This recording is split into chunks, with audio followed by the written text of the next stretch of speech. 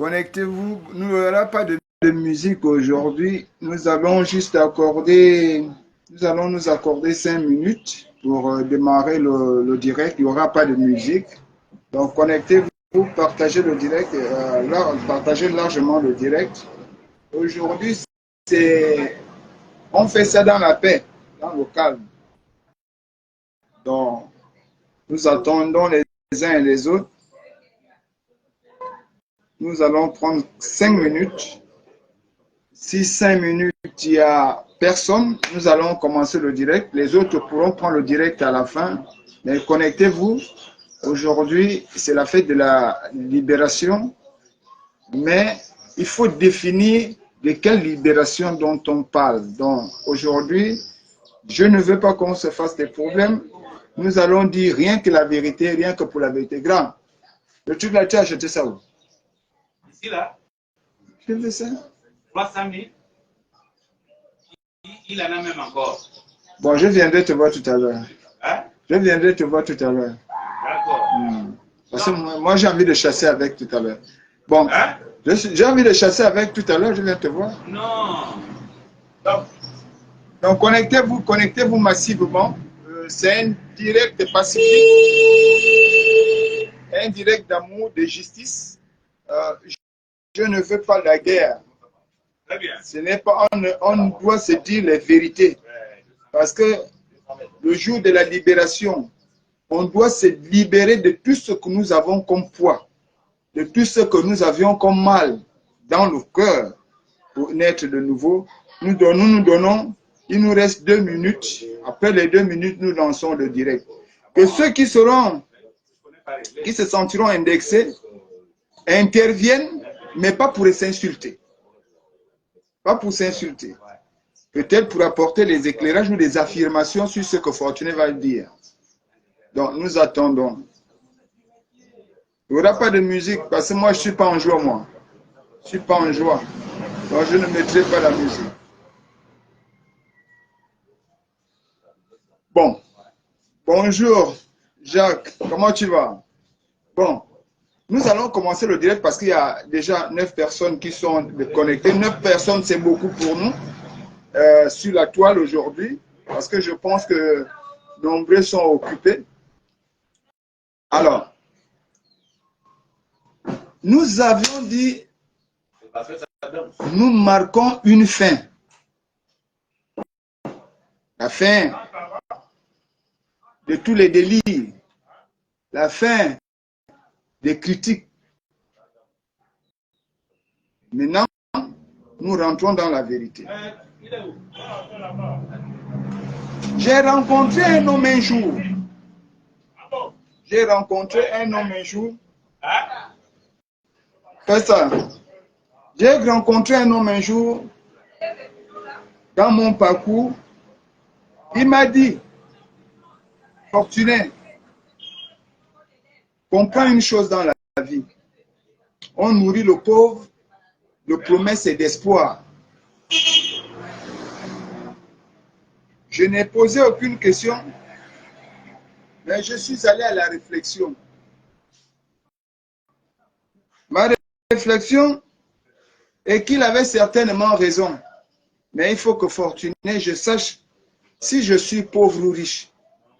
Je suis allé à la recherche de la richesse et j'ai vu que la richesse, ce n'était pas le matériel. La richesse était un état d'esprit, ce que nous-mêmes nous concevons en nous-mêmes. Parce que l'homme est une richesse.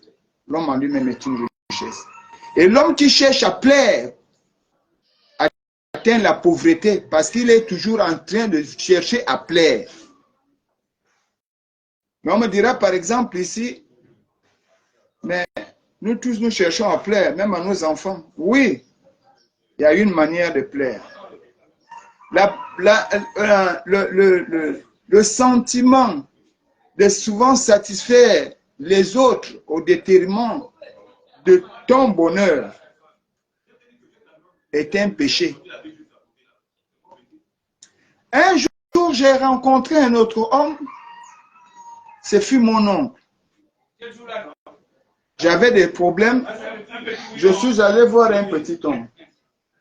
Et quand je suis allé voir mon oncle, je lui ai dit j'avais besoin de 10 000. Il m'a dit, Fortuné, passe samedi prendre 10 000. Arrivé chez lui le samedi, il m'a dit, Fortuné, prends une bière. J'ai pris la bière. Il a dit, tu fumes? J'ai dit oui. Il m'a acheté de la cigarette. Et pendant que je buvais, je fumais, il m'a dit ceci. Je ne peux pas me créer un problème pour solutionner le problème de quelqu'un. Je ne peux pas me créer des problèmes pour solutionner le problème de quelqu'un. Fortuné, si quelqu'un te promet 10 000 et que le jour où il doit te remettre 10 000, lui-même il a un problème de 10 000, accepte qu'il ne te donne pas 10 000. Parce que s'il te donne 10 000, tu vas résoudre ton problème et lui, il va rester dans un problème. J'ai regardé, j'ai entendu et j'ai compris. Nous voulons parler de la libération de notre pays. Je vais d'abord commencer par mes frères activistes. Je vous prie à tous les activistes de garder votre calme. La frustration, cette fois-ci, est grande. La frustration est grande parce que c'est vous, les activistes, qui aviez mené le combat. Vous vous êtes battus, mais on vous demande toujours de faire des preuves. Des preuves sur quoi? Tout le monde a vu les activistes gabonais se battre contre le système despotique. Ce n'est pas un dessin. Dieu le sait. Les hommes le savent. Même ceux qui font semblant de l'ignorer le savent. Ils savent qui a combattu et qui n'a pas combattu. Ils savent quels sont les artisans de la libération de notre pays et quels sont ceux qui ont juste trouvé le temps de s'arroger le bonheur de cette libération. À tous les activistes gabonais, partout où vous vous retrouvez, quelle que soit votre situation, vous êtes décorés aujourd'hui. Vous avez la décoration d'honneur. Parce que j'ai lu un grand ami en idée, il disait, lors d'un débat, il n'y a qu'un seul juge. Et le seul juge, c'est Dieu. Les autres ne sont que des voix résonnantes qui s'opposent à votre vérité selon leurs arguments. Dieu, partout où vous vous trouvez, dans votre âme et conscience, chacun reconnaît ce qu'il a donné dans ce combat. Et chacun sait la médaille qu'il a reçue aujourd'hui. Cette médaille n'est pas peut-être visible, mais chacun a reçu une médaille honorifique. Nos ancêtres, les pères de cette nation, les artisans de cette nation savent qui a fait le combat et qui a dû endurer le combat, qui l'a vécu dans sa chair et dans son esprit. À chacun d'entre vous, Dieu a donné une médaille aujourd'hui. La médaille d'honneur de cette libération n'est pas un objet.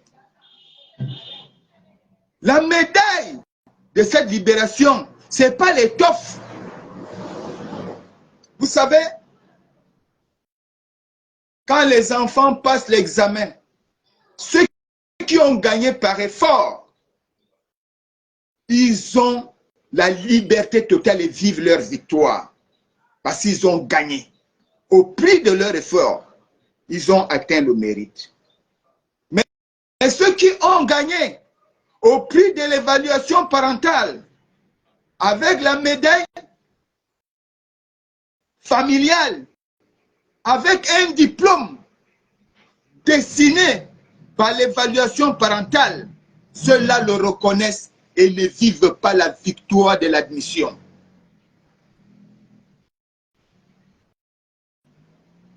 Qui vous dit qu'on a besoin des médailles? Nous avions demandé à ce qu'on décore aujourd'hui les activistes. Et ça n'a pas été fait. Pour quelle raison? Nous ne savons pas.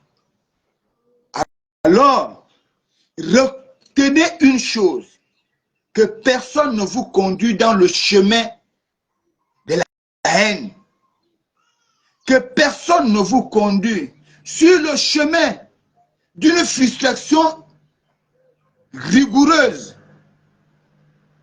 qui donnera en vous un comportement draconique et fera naître en vous la haine contre les décideurs actuels. Vous avez eu le mérite. Ceux qui sont partis et qui se retrouvent au nom de l'activisme dans cette libération savent qu'ils ont brûlé les événements de l'histoire. Est-ce que vous aviez besoin de ça? J'ai rencontré un homme un jour et un homme m'a dit, Fortuné, tu es très libéral. On ne peut pas t'aider comme ça. Je me suis tué. Mais je suis allé consulter la réflexion. Je suis très libéral. On ne peut pas m'aimer comme ça. Dois-je être esclave et recevoir un bonheur? J'ai dit non. À partir de cet instant, lorsqu'on vous promet quelque chose qui est sur votre table et on vous promet cette chose-là comme étant le prix de votre bonheur, à la seule condition que vous soyez ce que vous ne voulez pas être, refusez parce que ce qu'ils vous promettent est sur votre table.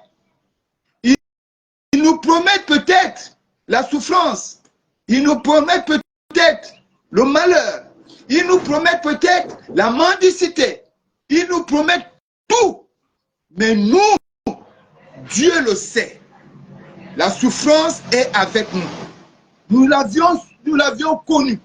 Pas dans les dictionnaires, nous avions connu la souffrance dans les commissariats, dans les prisons, dans les cellules. Nous avions connu la souffrance sur la rue. Nous avions connu la souffrance sous toutes ses formes. Nous définissons mieux la souffrance par rapport aux Blancs, par rapport au dictionnaire qu'on peut nous amener. Alors ne réclamons rien. Certains activistes sont allés là-bas et n'ont eu qu'un discours de dupe, un discours mensonger, un discours qui divise les lignes, un discours qui ne retrace pas l'histoire. Nous ne tenons pas mordicus à ces activistes. Car l'oreille qui a écouté ces activistes et qui a refusé la confrontation est l'oreille qui a nourri la haine qui va naître entre nous. Oui, nous allons désormais nous battre entre nous. Nous allons nous battre pour sauver notre honneur. Nous allons nous battre pour la reconnaissance de ce que nous avions fait et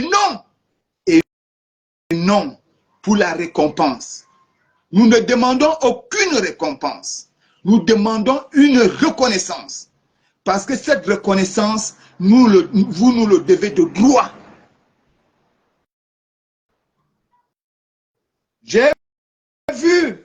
J'ai marché dans un groupe. J'ai vu des choses. Et j'ai connu l'esprit d'un Africain. L'Africain, le lâche. Il se terre dans l'ombre et observe les courageux se battre. Après le combat, il affaiblit les courageux pour se hisser au sommet de l'héros. Le héros de guerre. Et les courageux deviennent les lâches de la guerre. J'ai vu ça. J'ai vu comment en 2004, nous avions couru. Je voudrais même aller plus loin. J'ai vu, moi Fortuné Dou, en 2018, notre combat. Ce fut le premier combat qu'on a commencé à mener. J'ai vu ce que nous avions fait en 2005. J'ai vu ce que nous avions fait en 2009. J'ai vu notre marche de 2012. J'ai vu notre marche de 2010. Je vais revenir. J'ai vu ce que nous avions fait en 2016. De l'autre côté, nous combattons nos frères d'armes. Nous combattons l'armée à cette époque. Et aujourd'hui, nous sommes avec l'armée. Parce que l'armée est venue nous rejoindre dans ce combat.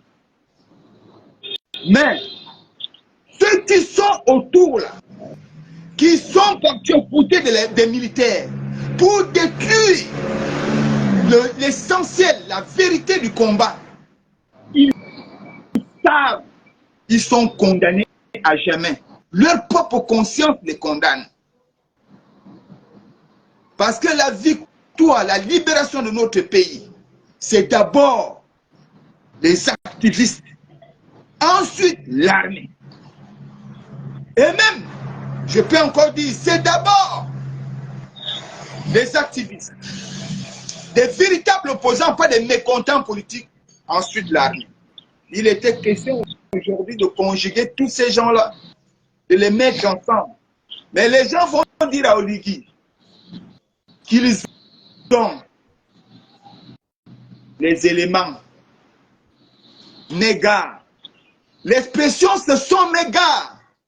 Monsieur le président Oligui, ça n'existe pas dans le monde de la rue. Il y a trois gars qui sont dans la rue. Il y a le Mapanien qui habite le Mapane. Il est fils de papa. Il habite là. C'est lui, le Mapanien, le gars du Madouaka. Nous habitons tous ensemble. Il habite là. Il y a celui qu'on appelle le Wise Boy. Le Wise Boy, c'est celui qui a su concilier. Le Mapanien, l'enfant Mapanien là, dont le père à la télé, il mange à table à midi. Avec le gars de la rue, qui n'a jamais connu la famille, qui ne connaît pas l'école, qui n'a pour école que l'instruction du commissariat et pour un lieu familial où il peut tout manger, la prison. Et il y a le goudronnier. Le goudronnier,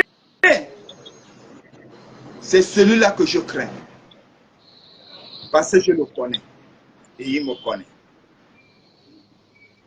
Quand vous allez dire en haut là-bas que Fortuné, ce sont mes gars, nous ne sommes des gars de personne. Nous sommes des amis. Nous sommes des frères. Des frères de combat.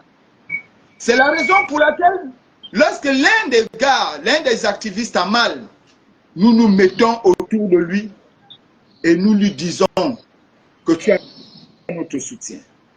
Mais cette fois-ci, c'est fini. C'est fini parce que vous n'avez pas joué le grand jeu. Vous vous êtes illustrés comme les maîtres du jeu. Vous avez alimenté la haine entre les activistes. Je vais prendre cas par cas. Bonjour, monsieur Onva.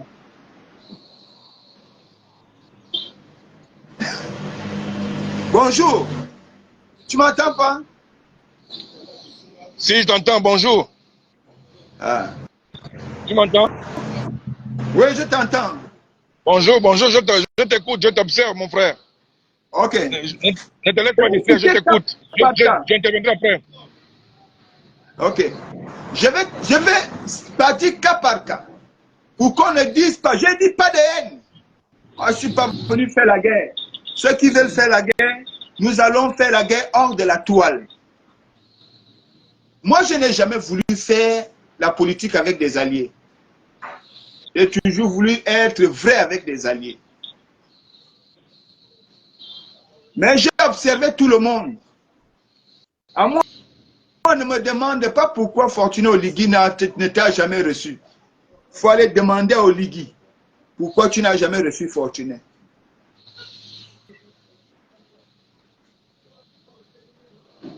Les activistes qui sont en France, aux États-Unis, partout où ils sont, ce sont des vrais activistes. Il n'y avait pas de grands ou de petits activistes. Chacun jouait son rôle à son niveau. Mais il ne faut pas tuer les éléments parce que la fête de la libération devait être une fête qui concerne tous les Gabonais. Et chacun selon ce qu'il a fait. Lorsque vous envoyez vos enfants à la rivière, dans nos villages, chacun prend le récipient, le contenu du récipient qui correspond à sa force. Ne demande pas à un enfant de 2 ans pourquoi il t'a amené de l'eau dans le gobelet, il aurait dû puiser comme l'enfant de 30 ans. Ils n'ont pas la même force. Mais il faut savoir remercier tous ces gens-là. C'est ça la sagesse humaine. Andy Bertrand, grand, je commence par toi. Est-ce que tu peux nous rappeler ton discours quand tu es sorti de prison? Est-ce que tu peux nous dire ce que tu avais dit sur Éric Otete, Edou Fortuné, Serge Alioun, Amel Mikala, Alain Gauthier? Est-ce que tu peux nous redire le même discours aujourd'hui? Tu disais à cette époque, je te rappelle, voilà les combattants. Ces gars-là méritent d'être au Parlement.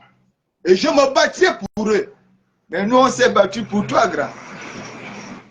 On était tes boucliers quand tu en avais besoin. Mais quel discours tu as eu de nous en haut là-bas? Point d'interrogation, à toi-même de regarder ta propre conscience. À toi, mon frère Landry Washington. Landry, tu sais, quand tu marches avec des frères, à un moment donné, il faut avoir un regard objectif. Parfois, quand tu es avec tes frères, tu dis un certain nombre de choses et que tes frères essaient de t'écouter et ils te disent, frère, ce que tu fais n'est pas bien. Ne te gonfle pas, ne t'énerve pas. Remets-toi en cause et pose-toi la question. Parce que aujourd'hui, le 30 aujourd'hui, c'est la fin de l'amnistie. Donc aujourd'hui, on arrête tout. On rentre dans un nouveau Gabon à partir d'aujourd'hui. Où on n'accepte plus les erreurs. Mais mon frère, tu sais, à chacun sa conscience. Quand tu as des problèmes, tout le monde intervient. Mais ne fais plus de promesses.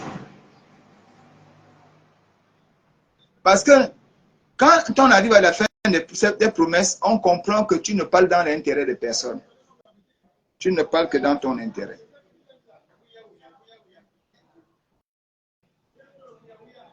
Et il faut savoir dire la vérité, mon frère. Parce que la liberté libère. C'est le meilleur remède de la vie. Bonjour. Parce que quand tu as dit la vérité, même si on te tape, même si on te tue, tu es libre. C'est celui qui te tape qui est condamné. C'est celui qui t'enferme qui est plus prisonnier. Je l'ai dit un jour. Mais Geôlier à OB2 était plus prisonnier que moi. Parce que moi, je ne me reprochais de rien.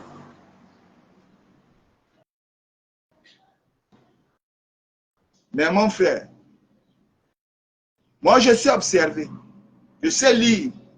Et il faut souvent bénéficier de mon côté d'ange quand je suis à côté de toi. La dernière fois, on s'est vu. Et je t'ai dit, voilà ce qu'on m'a rapporté de ce que tu as dit au tribunal. Tu es rentré, tu as dit, tu n'es plus président d'honneur du PJC. Et depuis cette époque, nous avions tous considéré au sein du bureau que tu n'étais plus le président du PJC. Je parle ici, le trésorier du PJC est là. Mais cela ne nous a pas empêché de te défendre. Quand tu as eu des problèmes avec Opianga. Mais il faut savoir retracer la vérité. Ton intérêt n'a jamais été d'aider les autres. Non. Tu le dis clair. Parce que tu aurais dû, si vous étiez vraiment des patriotes, même pas fortunés, même les gens qui sont dans la diaspora là, les gars comme Suzanne Barak, les gars comme Maman Diaspora, les gars comme Hugues Mefan, les gars comme même Aimé Victor, tous ces gars-là qui ont combattu, leur combat n'était pas négligeable. Ils ne demandaient rien, mais il fallait quand même une reconnaissance des combattants de la libération. Maintenant, vous allez rire, vous souriez, vous dansez aux côtés du CTRI autour d'eux et vous vous sentez joyeux parce que vous prétendez que vous maîtrisez les gens derrière. Ce n'est pas votre faute. Ce sont les oreilles qui vous écoutent qui ont tort. Les gens disent même que c'est toi qui finances le PJC. Je le dis, quand je parle comme ça, hein, c'est que nous deux, on a déjà discuté un jour et je t'ai parlé paisiblement. Mais tu n'as pas voulu me comprendre. Je t'ai parlé comme un frère peut parler à l'autre, tranquille. Que frère, regarde, là où on avance là, hein, moi je suis comme ça. Accepte mon côté d'ange. Parce que quand je prends mon côté animal, c'est là où je n'arrive plus à réfléchir.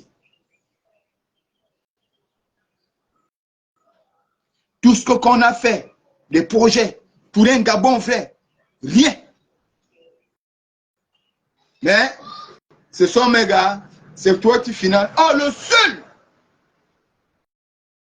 de sa vie qui prend son salaire pour faire tout ce que le PJC fait. Nous n'avions jamais reçu 100 francs, ni 50 de votre CTRI. Mais beaucoup pensent que le mouvement PJC prend l'argent en haut. Mais le seul qui prend de son argent pour financer les mouvements du PJC, c'est bien le trésorier qui est présent là. Autorité va Fabrice. Mais ces nouvelles qui me sont arrivées depuis hier, je suis écœuré. Mon frère, je ne m'y attendais pas. C'est pas bon. Tu sais, quand on regarde Fortuné, je suis à la force 0, visiblement. Mais quand on se met au combat, tu vas découvrir une autre force. Maintenant, nous allons nous faire la politique. C'est une décision que je viens de prendre. Je vais politiser avec vous.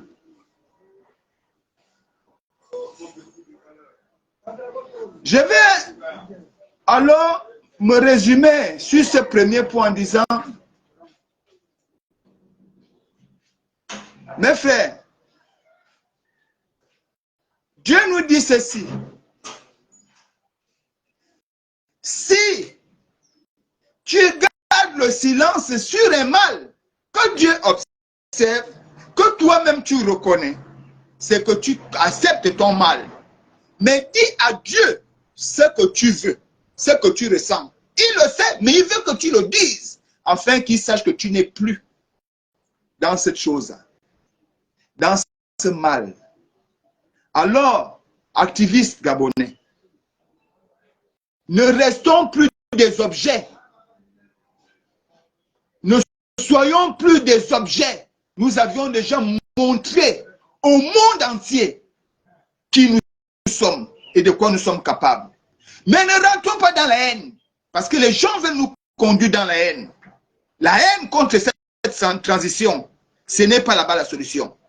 La solution, ce sont les gens qui détruisent les noms des autres. Quand ils sont là-bas, c'est ceux-là que nous allons combattre à partir d'aujourd'hui. Sans répit, nous n'allons pas laisser ces gens-là respirer. Parce que ce n'est pas bon. Ce n'est pas bon. Nous revenons maintenant. Je disais qu'on va parler d'aujourd'hui, on parle de la libération de notre Gabon.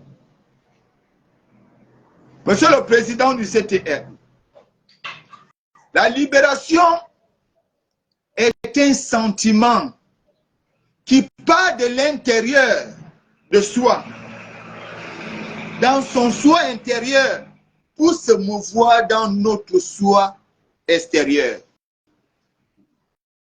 Monsieur le Président de la République, il y a que vous risquez de tomber dans les mêmes travers que vos prédécesseurs.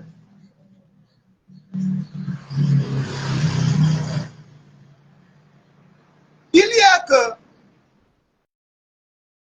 vous risquerez de faire les mêmes erreurs, mais les mêmes erreurs sur un peuple qui a déjà les yeux ouverts. Parce que ceux qui étaient là avant toi, ils avaient trouvé un peuple avec des yeux fermés. Raison pour laquelle, dans les années 90, on ne pouvait pas savoir que Mbaba Sol habitait au monde de cristal et qu'il conduisait les voitures de la présidence. Mais on voyait seulement Mbaba Sol le combattant. Il y a qu'à cette époque, les Gabonais avaient des yeux fermés. Les Gabonais ne pouvaient pas voir que Mambundu était l'un des fils de Bongo. À l'époque de la téléphonie manuelle, à l'OPT, sont eux qui contrôlaient les appels à la présidence. Il y a que le Gabonais est rentré dans ce flou, dans cette politique dans cette politique nuageuse. Mais le réveil des consciences de 2010 à nos jours a fait en sorte que même le plus petit des Gabonais peut lire la politique. Peut-être pas correctement, mais il aura un sens et un regard. Monsieur le Président de la République, lorsqu'on parle de mouvement des femmes gabonaises, lorsqu'on parle du mouvement des femmes gabonaises, comment expliquer qu'on irait encore chercher les femmes qui sont au gouvernement, les femmes de haute dignité, pour composer le mouvement des femmes gabonaises? Et on chosifie les femmes souffreteuses parce que la parentologie exerce ses manettes et son pouvoir. La parentocratie s'exprime au détriment de la méritocratie. Monsieur le Président Oligui, vous feriez mieux de considérer le plus petit peuple gabonais, que sont ces femmes commerçantes, les organiser pour qu'ils vous parlent de la réalité. Elles vous diront exactement ce que les femmes gabonaises vivent. Parce que le vécu de la femme gabonaise au bas du bateau est une théorie pour la femme gabonaise du haut du oiseau. Les femmes gabonaises qui sont des femmes de haute dignité de la République, qui sont nées dans des grandes familles, qui ont des noms, les femmes gabonaises qui sont dans le gouvernement, qui ont des responsabilités, ne peuvent pas vous expliquer la réalité de la femme gabonaise qui vit dans le Madouaka, qui est dans la forêt, dans la plantation. Parce que cette femme-là, ce qu'elle vit est une réalité pour elle. Mais ce que celle-là entend de ce qu'elle vit, ce n'est qu'une théorie. Alors les deux ne peuvent pas t'exposer le problème pareillement. Ne dit-on pas que le fait est bon à écouter dans la bouche du conteur lui-même. Vous aviez l'occasion aujourd'hui d'avoir un peuple mature en politique. Vous aviez l'occasion aujourd'hui de voir un Gabon qui peut se joindre à l'échelle villageoise. Prenez le temps de consulter tout le monde. Vous avez entamé la tournée dans les suaires. Les femmes vous attendaient dans les marchés. Je ne sais pas ce qui s'est passé, mais vous n'êtes pas allé voir ces femmes. Parce autour de vous aujourd'hui, lorsque vous donnez une décision, par exemple, vous dites que on va donner, si c'est des allocations, avec ceux qui ont la GNAM-GS, mais on va d'abord prendre dans la famille. Comment un Gabon qui nourrit déjà un général va encore chercher à nourrir ses enfants? Si on a choisi le général, qu'il continue le travail, on va aussi prendre dans une famille où on n'a pas encore mis quelqu'un, on met là-bas. La Bible déclare, Dieu a point dans chaque maison. Et vous allez le lire, lorsqu'on a libéré le peuple de Dieu de l'Égypte, on prenait les premiers-nés de chaque famille. Donc Dieu a oint dans chaque maison. Et que ceux qui ont été oints par Dieu répartissent la lumière d'éternel dans la maison. Quand vous êtes le plus riche de votre famille, il faut vous poser la question, pourquoi c'est moi que Dieu a choisi? Quelle est ma mission? Ta mission, c'est de faire, c'est de devenir, si tu veux, fécond dans ta famille. Transmets cette lumière à tes parents. Quand tu auras tout transmis, Dieu verra en toi la lumière. Et il te donnera en abondance. C'est pourquoi dans le livre des Chroniques, il dit, dans la maison du riche, il n'y a point de pauvre. Dans la maison du riche, il n'y a point de pauvre. Donne à chacun le pouvoir de vivre de ses moyens dans la maison, de telle sorte que tu ne sois plus dérangé. Mais quand tu crées la mendicité dans ta maison et tu prétends que tu aimes Dieu, Dieu n'est pas avec toi. Ainsi, la Bible déclare que pour atteindre les sommités de la gloire, les sommités de la gloire, il faut savoir affronter les obstacles. Ce n'est pas en déviant l'obstacle que tu vas atteindre les sommités. Et même dans notre culture traditionnelle, il n'y a pas chez les femmes un petit. Le petit n'existe pas chez les femmes. Dès que tu as déjà atteint l'âge de 18 ans, à l'époque de nos parents, on ne doit plus t'appeler enfant.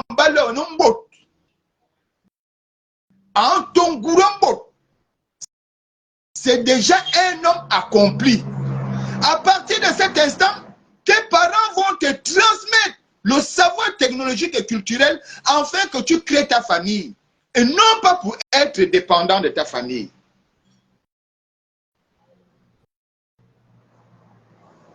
Mais quand vous organisez les choses, on prend encore les mêmes des noms qui vont prendre les femmes des quartiers comme des faire valoir. Ce n'est pas bon. Ce n'est pas bon. Parce que vous appliquez là la théorie du capitalisme qui appauvrit les uns et enrichit les autres. Les concepteurs du projet sont là. Après, les concepteurs vont chercher les penseurs, ceux qui peuvent bien rédiger la chose. Après, ils vont prendre ici les alliés, ceux qui vont financer pour que le projet puisse voir jour. Après, on va chercher les pions pour habiller le projet. Et lorsque les dividendes tombent, on va se les partager entre alliés, concepteurs et penseurs. Les miettes, on donne ça à ceux qui... Ce n'est pas ça de la politique. La politique n'a eu que deux définitions, et ça, je reviens à ça. La politique n'a eu que deux définitions dans la vie, et je défie quiconque. Deux. En dehors des définitions que nous nous lançons comme des bouts de pain, au prix d'accabler la connaissance et de réduire la connaissance à l'assujettissement. La politique n'a connu que deux définitions. Oui, Hugues Mfanumbolani. La première définition dans la cité à laquelle on parle de politique. Politique. La police de la cité. La gestion des biens de la cité de manière rationnelle. La rationalité impose à chacun, à chaque dirigeant, l'esprit impartial qui consiste non pas à avoir des analyses haineuses des autres, mais d'aller auprès d'eux et de les comprendre, de discuter, d'échanger, de comprendre, de découvrir chacun d'entre nous. Ne dit-on pas qu'un reconnaît un grand esprit par sa capacité à maîtriser les petits esprits? Moïse sans son peuple ne sera jamais Moïse. Alors lorsqu'on a un grand esprit, on doit connaître et savoir diriger les autres esprits, quelle que soit leur grandeur. Alors, on parlait de la police de la cité. Et puis, quelques années plus tard, lorsque la politique accède à toutes les couches sociales, même la politique se fait au sein de la famille, il est alors question de revoir la définition de la politique. Non pas pour défaire la première définition, certainement pour compléter, on va parler désormais de la politique poli et éthique, ensemble pour une seule moralité. Poli, ensemble, éthique, moralité. Ensemble pour une seule moralité.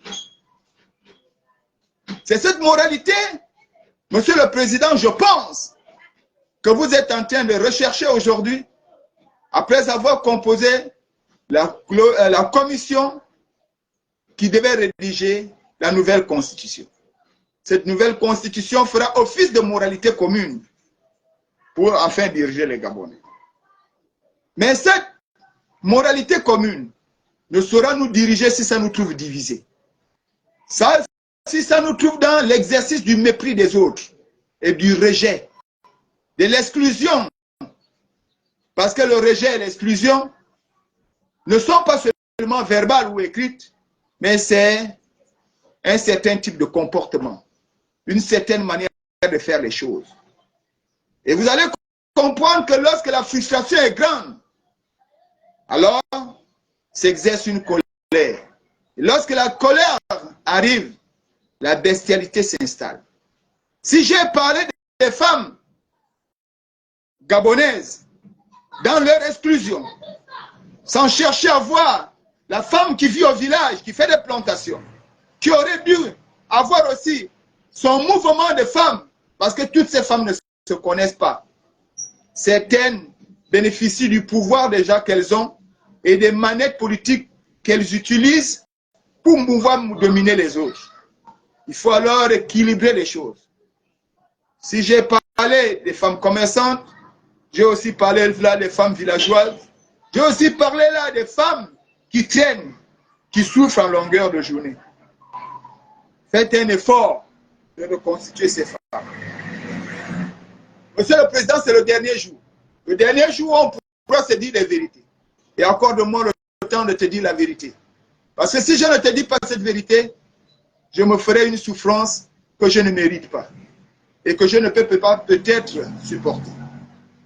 Monsieur le Président, l'Afrique et ses dirigeants nous ont enseigné que le noir a un cerveau bourré de noir, que le cerveau du noir est obscur et que son cœur est le seuil des ténèbres.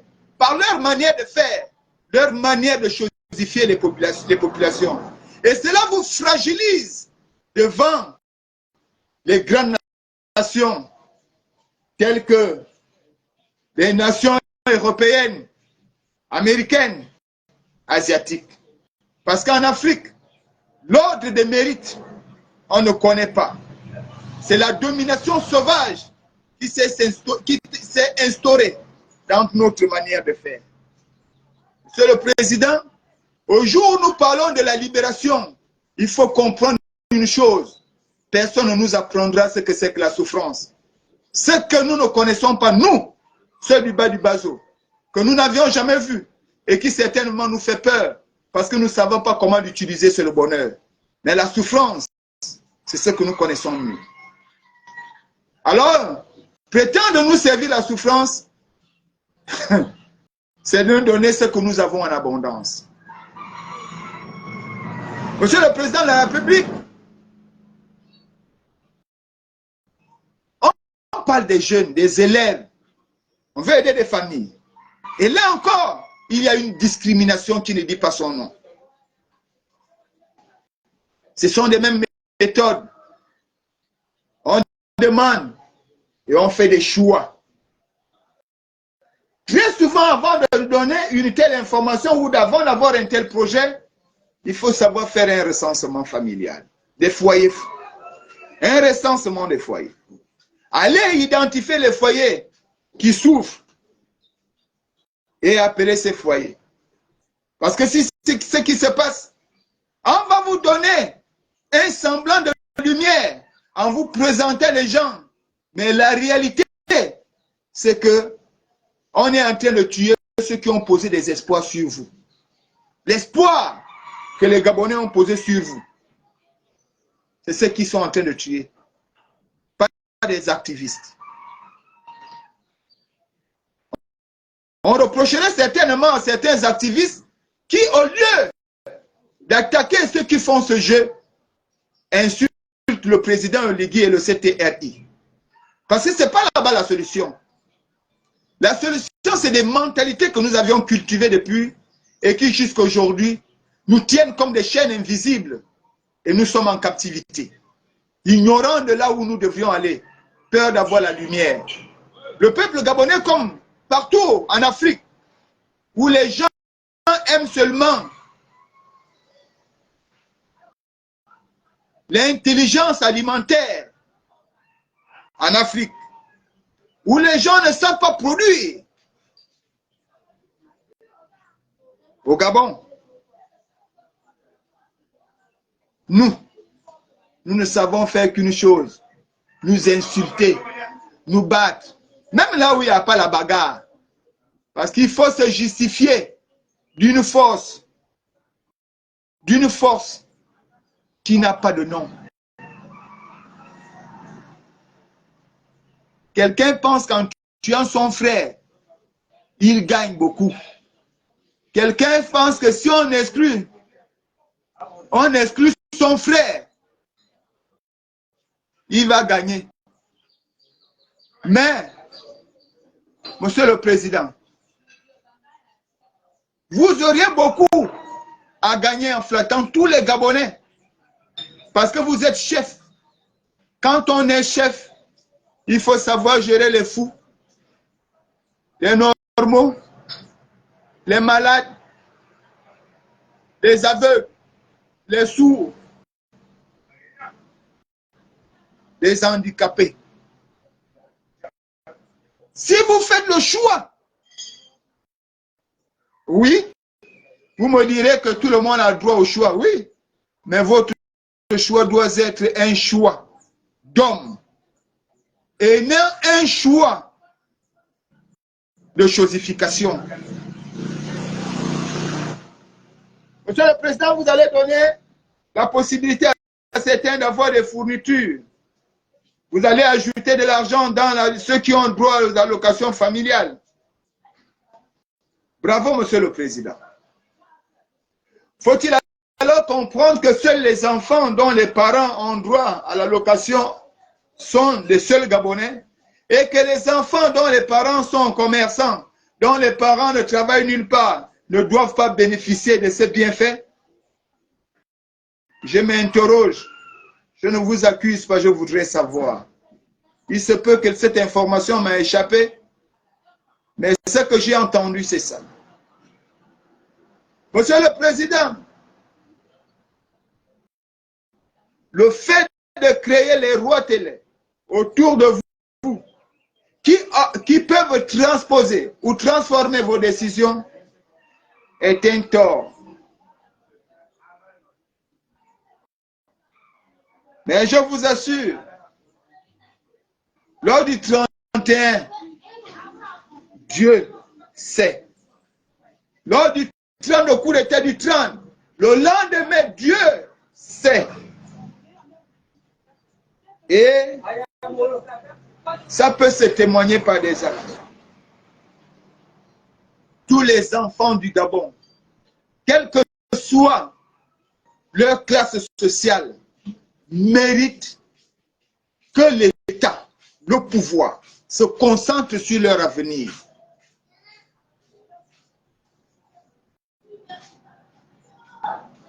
Quels sont ceux-là?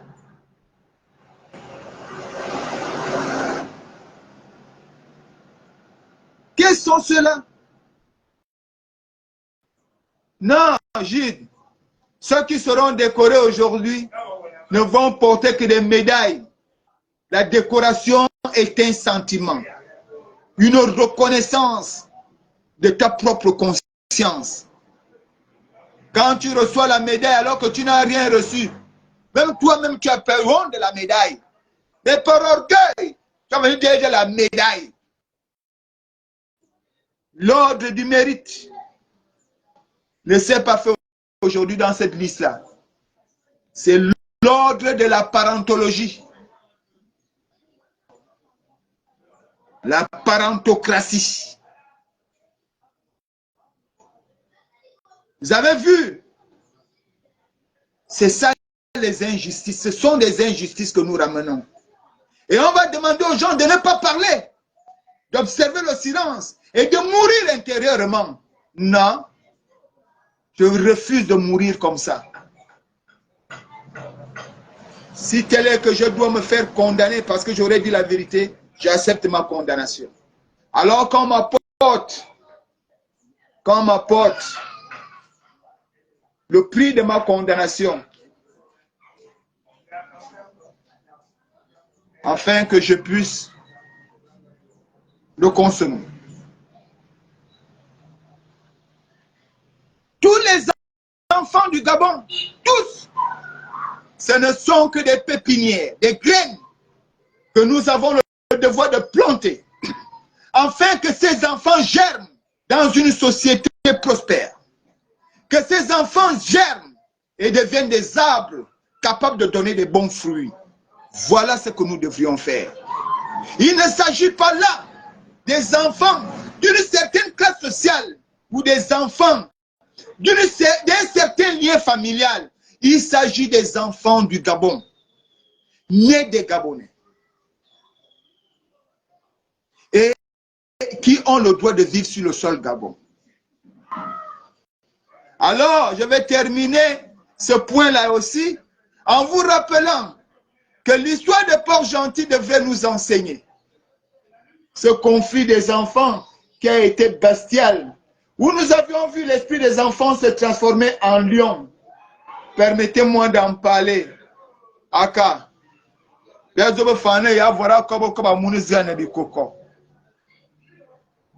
Est-ce que j'aurais peur de parler? Parce que le lion a sorti ses ongles. Il est parti chez il est parti maintenant là où on est parti pour Monsieur le Président, on dit, quand tu entends les poules pleurer la nuit, c'est que leur couchette est dérangée.